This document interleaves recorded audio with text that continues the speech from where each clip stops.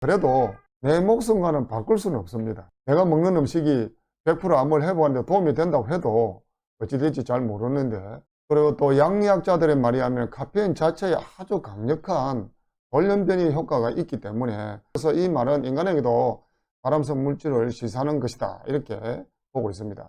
안녕하세요. 저희 채널 오신 여러분 환영합니다. 저는 99년도 직장 상기 판정을 받고 현대학의 적절한 도움을 받은 뒤에 자연치유 생활과 건강심리치료, 또 웃음치료, 웰다잉 등의 프로그램을 잘 활용해서 지금까지는 재활 없이 평생완 치료하고 있는 자연처럼 황재수입니다. 오늘 영상은 뉴스타트 자연식 생활 건강 원리의 뉴트리션 자연 건강식의 7번째 이야기입니다. 오늘 제가 드릴 말씀은요, 이 암과 카페인에 대해서 한번 말씀드리고자 합니다. 특히 이제 우리 이런 뭐 커피라든지 아이스크림이라든지 콜라, 공차 이런 것들 카페인하고 연관이 많은 음식들이죠. 카페인 하면 가장 대표적인 것이 커피 아닙니까? 우리 많은 사람들이 즐겨 먹는 커피죠. 이 커피에 대해서 오늘 좀 한번 알아보겠습니다. 이 그림 보시면 참 먹은직스럽습니다. 향도 참 좋고. 근데 이 전문가들 사이에서도 이 커피는 암의 중요한 원인이다, 아니다, 뭐 예방에 좋다, 아니다, 악영향을 끼친다, 아니다 등으로 논쟁이 상당히 많은 음식 중에 하나입니다. 그래서 커피는 이런 것을 봤을 때 많은 분들이 양면의 칼날이다, 이렇게 이야기를 합니다. 좋은 점도 있고 나쁜 점도 많이 있다는 뜻이겠죠. 그래서 이거는 지금까지는 뭐 크게 정답은 없는 것 같아요. 그래서 저는 오늘 이 커피에 대해서 제가 지금까지 공부하고 많은 자료들을 본 것들을 정초시켜서 여러분들에게 한번 소개해보고자 하는데요. 여러분들이 들어보시고 본인에게는 어떤 것이 맞는지 한번 선택해 보시기 바랍니다.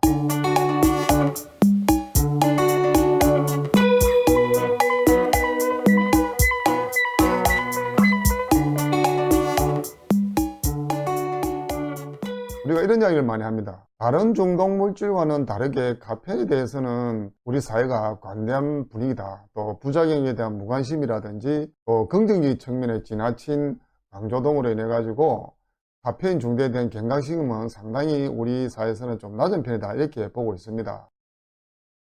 자, 이게 커피나무입니다. 커피에 대해서 긍정적인 측면을 먼저 살펴보겠습니다. 커피에는 다양한 항산화제와 페놀 성분이 있고요. 또 항암 효과가 있다고 보고된 바가 있습니다. 그리고 또 포도당 대사와 인슐린 분비를 개선해서 암 예방 및 당뇨 예방과 도움이 될 가능성이 있다고도 이야기들을 하고 있죠.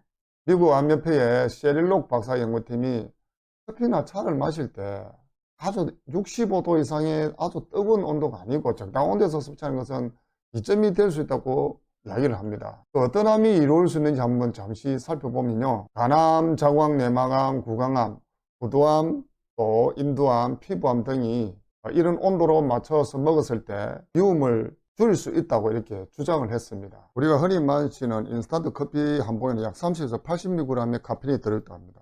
또 커피 전문점의 그 아메리카노 커피는 약 160에서 300mg의 카페인이 또 포함이 되어 있다고 해요. 상당히 많이 포함이 되어 있는 것 같습니다. 저는 아메리카노보다는 흔히 먹는 인스턴트 커피가 카페인이 더 많은 줄 알았는데 의외로 아메리카노 커피에 카페인이 더 많이 포함되어 있네요. 커피 외에 또 에너지 드링크 중에는 60에서 200mg 정도 카페인이 포함되어 있고, 또 우리 콜라에도 약 50mg의 카페인이 포함되어 있다고 합니다. 그리고 이 외에도 뭐 우리가 먹는 드링크 중에서도 약 60에서 200ml 정도, 흔히 마시는 콜라에도 약 한 50mg의 카페인이 이렇게 많이 포함이 되어 있다고 합니다. 자, 이제는 이 커피의 부정적인 측면을 한번 살펴보겠습니다. 커피 속에는 온갖 발암물질이 들어있다고 주장하는 분류가 있거든요. 미국인의 식사에서 또 하나의 발암물질이 원천이다 할 정도로 커피는 상당히 부정적으로 보고 있는 그룹도 있다는 것입니다. 윈스턴 크레이거 박사는 카페인 자체로는 발암물질은 아니지만 다른 것과 함께 했을 때 암을 발생시킨다는 연구에 상당히 동조를 하는 분위기였습니다. 그래서 이 말은 다른 발암물질과 함께 했을 때 암이 생기게 하는 보조 역할을 한다는 것이 바로 이 카페인의 단점이라고 그래요. 커피와 관련한 암 발생 부위는 신장암, 유방암, 대장, 췌장, 난강, 반소, 난강암, 난소 등에서 상당히 발생 확률이 높다고 이렇게 보고 있습니다. 특히 이제 췌장암은 커피 때문에 위험이 굉장히 증가한 암으로 가장 주의를 받았고 주의를 해야 된다고 합니다. 그래서 하버드 대학교 연구에서는 이 사실들을 분명히 밝혔다는 것이죠. 그리고 또 양리학자들의 말이 하면 카페인 자체에 아주 강력한 돌연변이 효과가 있기 때문에 그것을 인정을 했다고 합니다. 그래서 이것은 식물과 동물의 염색에서 둘 다 파괴할 수 있다 그래요. 그래서 이 말은 인간에게도 발암성 물질을 시사하는 것이다, 이렇게 보고 있습니다. 또 그러면서 암을 생겨하는 화학물질이 들어있다는 것에는 의심의 여지가 없다, 이렇게 반박을 하고 있습니다. 커피 속에 들어있는 이 화학물질이 어떤 것이 암을 생기게 하는 거냐 보면 메틸글라옥산, 또 카테콜, 클로로제닉산이라든지 네오클로로제닉산 등이 이런 화학물질들이 암을 일으키는 물질들이다 라고 발표를 했던 것입니다. 그래서 카페인과 커피는 둘 다 암에 걸릴 위험을 상당히 증가시킨다, 이렇게 보면서 특히 또 방광암과는 뚜렷한 관계가 있다고 합니다. 그래서 췌장암이나 방광암을 겪고 있는 분들은 커피와는 상당히 밀접한 관계가 있다 생각하시고 선택을 해보시기 바랍니다. 그리고 뉴욕 주립대학 연구와 이외에 다른 그 연구에서는 커피와 카페인 음료는 방광암을 굉장히 증가시키고 또 커피 속에 있는 카페인 자체가 주분비라까지도 이야기하고 있습니다. 그래서 하버드 대학에서 약 24,000명의 사람을 대상으로 연구를 해봤다 그래요. 연구하니까 하루에 커피 2잔 또는 그 이상 마신 사람이 방광암으로 죽을 위험이 전혀 마시지 않는 사람보다 약 2배 정도나 높게 나왔다는 것이죠. 상당히 사망 확률이 높다는 것입니다. 또 대장암도 하루에 2잔 혹은 그 이상 마신 사람은 하루에 1잔 이상 마시는 사람보다는 암으로 사망할 확률이 무려 70%나 더 높다는 거예요. 여러분, 우리가 암 환자들 중에서 평소에 술과 담배를 많이 했느냐 안 했느냐에 따라서 사망률이 약 4배에서 4배 정도 차이 난다는 이야기도 있거든요. 커피도 그와 못지않게 상당히 사망률을 높게 가져간다는 것입니다. 여러분, 이 커피가 대장암, 췌장암, 방광암에만 특히 나쁠까요? 또 이 사망률이 이 대장암, 췌장암, 방광만 높을까요? 아마 모르긴 해도 전반적으로 암을 발생시키고 암으로부터의 사망률을 높이지 않을까 하는 우려를 저는 저버릴 수가 없었죠. 그래서 드리는 말씀인데요. 정말 커피를 못 끊겠다, 마시지 안 되겠다 하시는 분들은 아주 소량만 드시든지 삼십 눈물만큼만 드시든지 아니면 만수무강에 전혀 도움이 될 것 같지 않다 그러시면 저처럼 이렇게 향만 맡아보고 만족하시든지, 혹시 있을지도 모를 커피와의 죽음의 키스는 굳이 하지 않는 것이 좋지 않을까, 저는 개인적으로 그렇게 생각합니다. 물론 선택은 여러분들이 하시겠죠. 그래서 이 연구들은 커피를 많이 마시면 마실수록 사망률이 더 높다는 것이죠. 그래서 캐나다 걸프대학교 그라함 박사팀은 이렇게 이야기를 합니다. 혈압이 증가되고 스트레스 호르몬 수치도 굉장히 증가된다. 여러분, 우리 암 환자들의 원인 중에서 스트레스가 상당히 크게 차지하거든요.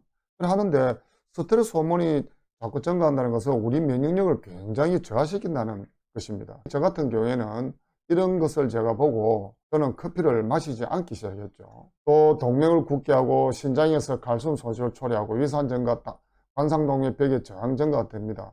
만약 우리 암 환우들이 이런 것들이 같이 질병이 왔을 때는 상당히 위험할 수도 있다는 것이죠. 그리고 인슐린 저항, 악화, 혈당 높아진다는 것이죠.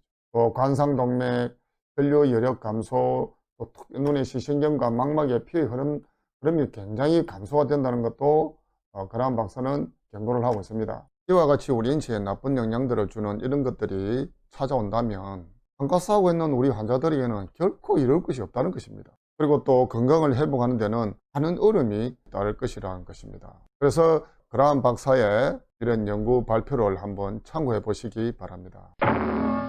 이렇게 지금 우리가 이 커피에 대해서 이야기를 하고 있는데요. 커피가 일부 도움이 된다, 이런 이야기도 있고 또 나쁜 점이 더 많다는 것을 저는 알았기 때문에 21년 동안 단 한 방울도 건강이 회복될 때까지는 독하게 끊어낼 수 있었던 것입니다. 그러고 보니 저도 참 독한 데가 있었네요. 아니 43살에 의사분께서 죽을 수도 있다고 하니까 좀에 더 한번 살아보려고 그랬던 것 같습니다. 그래서 암을 치료하는데 좋은 음식을 먹는 것은 그 뒤에 이야기인 것 같아요. 우리 몸에 해가 되는 이 음식부터 먼저 이렇게 철저하게 제거를 해야 된다는 것이죠. 근데 중독성이 있는 음식이나 기호식품을 하루아침에 끊는다는 것은 정말 말처럼 쉽지는 않죠. 쉽지는 않지만 그래도 내 목숨과는 바꿀 수는 없습니다. 그렇잖아요. 내가 먹는 음식이 100% 암을 회복하는데 도움이 된다고 해도 어찌 될지 잘 모르는데 단점이 있는 식품을 계속 먹는다는 것은 절실하지가 않다는 이야기죠. 어쩌면 그것은 자기 합리화 때문일지도 모르죠. 그렇다면 여러분들은 어떤 선택을 하실 겁니까? 그 선택이 나의 생명을 단축시킬 수도 있다는 것입니다. 그래서 저는 장점보다는 단점이 훨씬 더 부각되기 때문에 단호하고 독하게 커피를 끊어버렸습니다. 그래서 여러분도 잘 선택하셔가지고 건강이 회복될 때까지 어떤 음식이 내게 유해한지를 잘 판단하셔서 당분간 끊을 거는 과감하게 끊어놓고 그때 좋은 음식들을 또 많이 챙겨 드시면 훨씬 더 건강을 회복하는 데 많은 도움이 될 줄 압니다. 지금까지 저희 영상을 끝까지 봐주셔서 감사드리고요. 다음에도 또 좋은 내용으로 만나 뵙기를 기대합니다. 감사합니다.